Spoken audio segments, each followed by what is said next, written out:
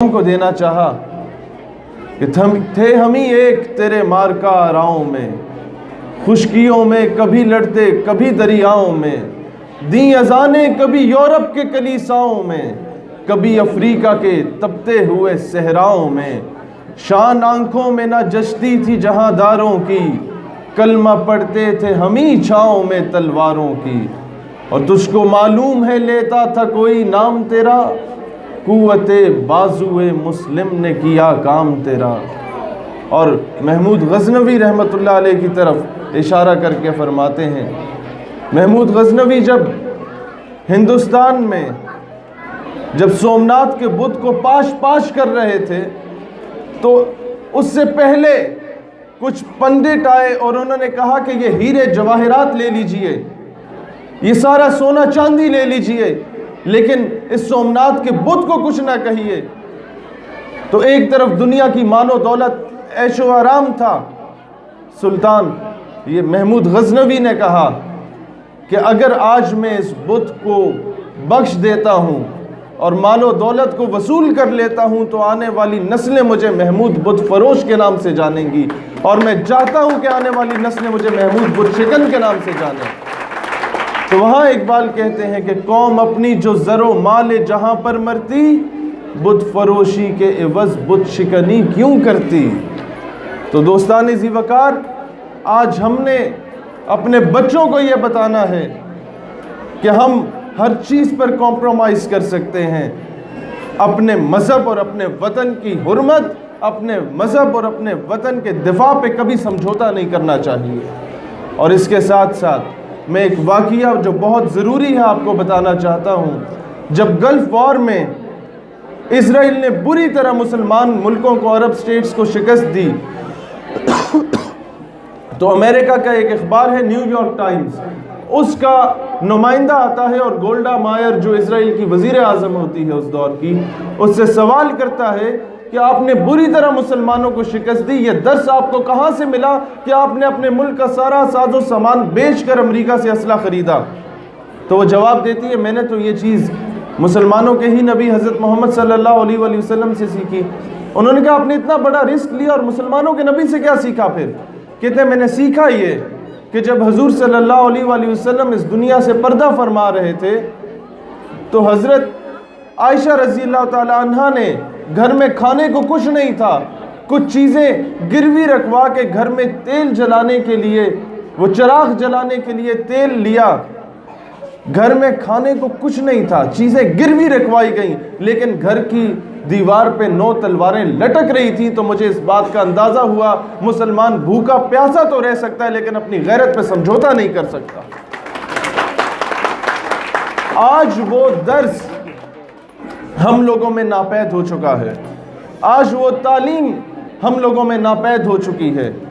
جہاں پر ہمیں نصاب دیا جاتا ہے اس میں تو رد و بدل ہم لوگ جو پرائیویٹ سکولز یا کالجز کے لوگ ہیں وہ نہیں کر سکتے، لیکن اس نصاب کے ساتھ ساتھ اساتذہ اور والدین کی ذمہ داری بنتی ہے کہ اپنے بچوں میں جذبہ عشق رسول اور جذبہ حب الوطنی کو اجاگر کیا کریں۔ آپ لوگ اکثر یہ سوچتے ہوں گے کہ علامہ اقبال نے جو شکوہ جواب شکوہ لکھا یہ کلام ہے یا کوئی نظم ہے، میں اسے نعت سمجھتا ہوں، کیونکہ شاعر ہر نظم، ہر غزل، ہر شاعری کے آخری ہی بندوں میں اس کا تمام لب لباب بیان کرتا ہے۔ یہاں اقبال رحمت اللہ علیہ فرماتے ہیں کہ مثل بو قید ہے غنچے میں پریشاں ہو جا، رخت بردوش ہوائے چمنستاں ہو جا، ہے تنک مایا تو ذرے سے بیاباں ہو جا، نغمہ موت سے ہنگامہ طوفاں ہو جا، قوت عشق سے ہر پست کو بالا کر دے، دہر میں اسم محمد سے اجالا کر دے۔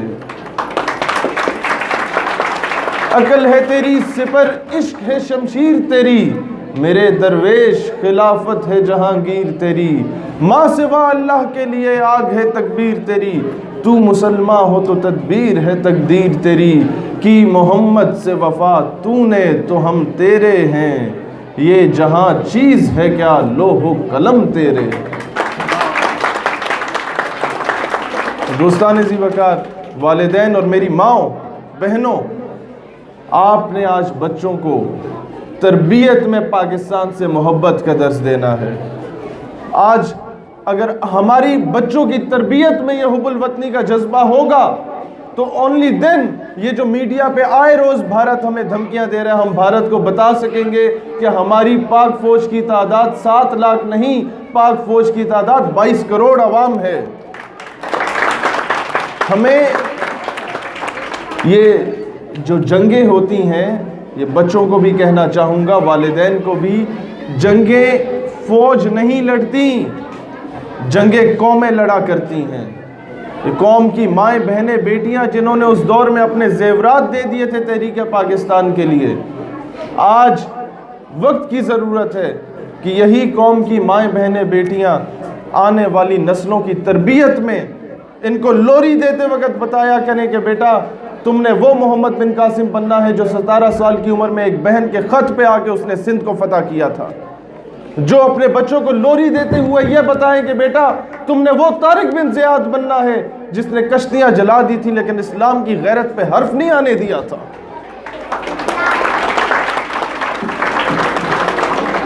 تم نے وہ صلاح الدین ایوبی بننا ہے بیٹا کہ جس نے جب تک اس گستاخ رسول جنرل کو واصل جہنم نہیں کیا وہ 2 سال سکون کی نیند نہیں سویا تھا۔ تم نے وہ صلاح الدین ایوبی بننا ہے جس نے بیت المقدس کو فتح کر کے تب تک اذانیں دیں جب تک ایک ایک بت کو شکست فاش نہیں کیا گیا۔ یہ درس آج لوریوں میں اپنے بچوں کو دیا کریں۔ بچوں کو گانے سنا کے سلانا یہ اسلامی روایات یا اسلامی ماؤں کا طرز عمل نہیں ہوتا۔ آج ضرورت اس امر کی ہے، میں بار بار اس بات کو ریپیٹ کرنا چاہ رہا ہوں